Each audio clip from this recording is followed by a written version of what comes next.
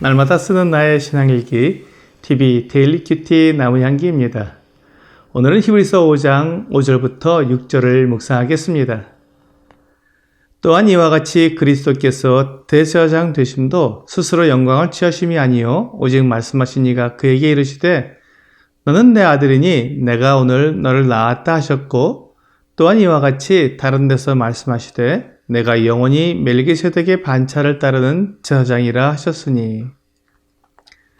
구약의 대제사장은 백성들을 위한 중보자로 세우심을 받은 사람들이었습니다.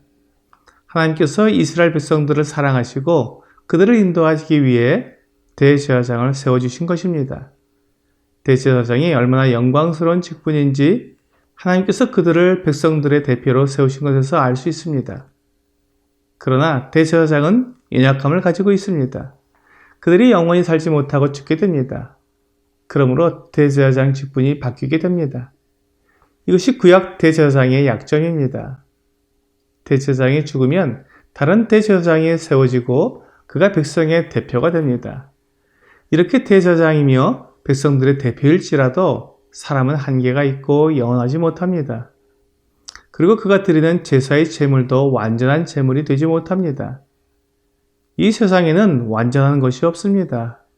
이스라엘 백성들이 연약한 대제사장에게 속해 있는 동안은 그들의 무겁고 더러운 죄악을 완전히 벗어버릴 수 없었습니다. 하나님께서 예수 그리스도를 대제사장으로 삼으신 것은 주님이 스스로 그런 영광을 취하신 것이 아닙니다. 대제사장은 아무나 될 수 있는 것이 아닙니다. 율법의 조건으로는 아론의 자손이어야 했습니다. 그런데 주 예수님은 아론의 자손이 아니었습니다. 그러므로 예수님은 대제사장이 될 수 있는 자격이 없었습니다. 그렇다면 주님은 어떻게 대제사장이 되셨을까요? 어떻게 사람들의 대표가 될 수 있었냐는 것입니다.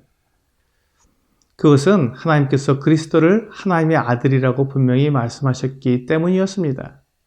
시편 2편 7절은 내가 여호와의 명령을 전하노라. 여호와께서 내게 이르시되 너는 내 아들이라. 오늘 내가 너를 낳았도다 라고 말씀하고 있습니다. 하나님께서 아들을 보내주실 것을 약속하신 말씀입니다.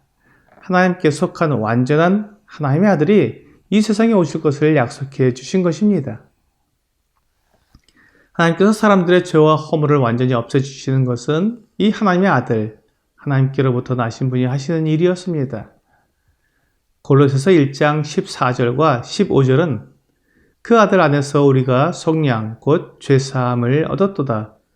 그는 보이지 아니하는 하나님의 형상이시요 모든 피조물보다 먼저 나신 이시니 라고 말씀하고 있습니다. 그러므로 사람들의 죄를 완전히 용서해 주시는 분이 있다면 그분이 바로 하나님의 아들이심을 알 수 있는 것입니다. 누가복음 7장 48절과 49절은 이에 여자에게 이르시되 내 죄 사함을 받았느니라 하시니 함께 앉아있는 자들이 속으로 말하되 이가 누구이기에 죄도 사하는가 하더라 라고 말씀하고 있습니다. 예수 그리스도께서 사람들의 죄를 용서해 주신 일을 하신 것입니다. 그렇다면 예수 그리스도께서 사람들의 죄를 용서해 주신 것을 어떻게 증명할 수 있겠습니까? 그것은 마가복음 2장에서 볼 수 있습니다. 예수께서 가버나움에 계실 때 사람들이 얼마나 많이 예수님께 나왔는지 그 집 문 앞에까지도 사람들이 들어올 수 없을 정도였습니다. 그런데 예수님께서 그곳에 계시다는 소문을 중풍병자의 친구들이 듣고는 그 중풍병자를 4사람이 메고 주 예수님이 계신 집까지 왔습니다. 사람들이 너무 많아서 들어올 수 없자 지붕으로 올라가서 지붕을 뜯어내고 예수님 앞으로 곧장 달아내렸습니다. 이 모습을 보신 주 예수님께서 그 중풍병자에게 작은 자야 내 죄 사함을 받았느니라 라고 말씀하셨습니다.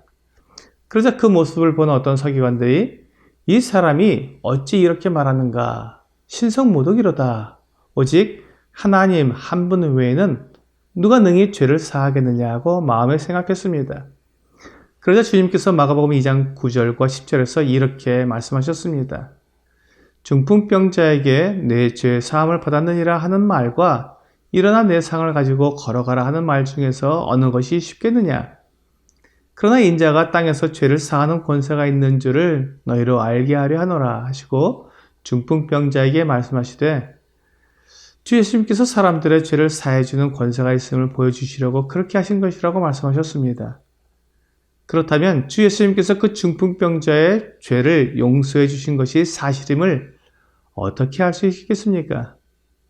11절과 12절은 내가 내게 이르노니 일어나 내 상을 가지고 집으로 가라 하시니 그가 일어나 곧 상을 가지고 모든 사람 앞에서 나가거늘 그들이 다 놀라 하나님께 영광을 돌리며 이르되 우리가 이런 일을 도무지 보지 못하였다 하더라 라고 말씀하고 있습니다.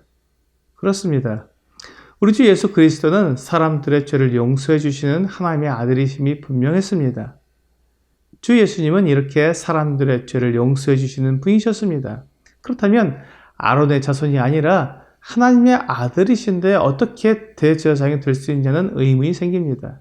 그래서 본문 6절은 주 예수님이 하나님의 아들이실 뿐만 아니라 영원히 멜기세덱의 반차를 따르는 제사장이라 하셨으니라고 말씀하고 있습니다. 주 예수님은 아론의 자손으로 태어나지 않으셨지만 그렇다고 해서 제사장이 될 수 없는 것은 아니었습니다. 창세기에 나오는 멜기세덱은 하나님의 제사장이었기 때문입니다. 멜기세덱은 분명히 아론의 자손이 아니었습니다. 왜냐하면 멜기세덱은 아론이 태어나기 훨씬 전에 살아있었기 때문이었습니다. 아론보다 먼저 있었던 멜기세덱이 하나님의 제사장이었기 때문에 우리 주 예수 그리스도께서 하나님의 아들이시라면 아론보다 훨씬 먼저 계신 분이었기 때문에 아론에게 속할 필요가 없었습니다. 그래서 마치 멜기세덱처럼 하나님의 제사장이 되실 수 있으셨던 것입니다. 예수님께서 하나님의 아들이심이 분명하다면 그분께서 아론에게 속한 대제사장이 되실 수 없습니다. 오히려 아론이 하나님의 아들에게 속해야 했기 때문입니다. 그것이 바로 주 예수님이 멜기세덱의 반차를 따르는 제사장이라고 말씀하신 이유입니다. 예수님께서 하나님의 아들이심과 대제사장이 되심을 아무런 근거도 없이 주장하는 것이 아니었습니다. 성경은 주 예수님께서 분명히 하나님의 아들이심을 보여주고 있습니다. 사실 그 증거는 넘치지만 사람들이 그것을 인정하지 않으려고 하고 있고 받아들이지 않기 때문에 믿지 못하는 것입니다. 오늘의 적용 질문을 보겠습니다. 예수 그리스도께서 얼마나 뛰어나신 분이라고 생각하고 있습니까? 예수 그리스도는 하나님의 아들이십니다. 이 세상을 창조하시고 사람을 지으신 창조주이십니다. 그러므로 이 세상 그 누구보다 훨씬 뛰어나신 분이십니다. 오늘 예수 그리스도께서 모든 사람보다 뛰어나신 하나님의 아들로 믿음으로 모든 죄를 용서받는 놀라운 은혜의 시간이 되기를 주 예수님의 이름으로 기도합니다.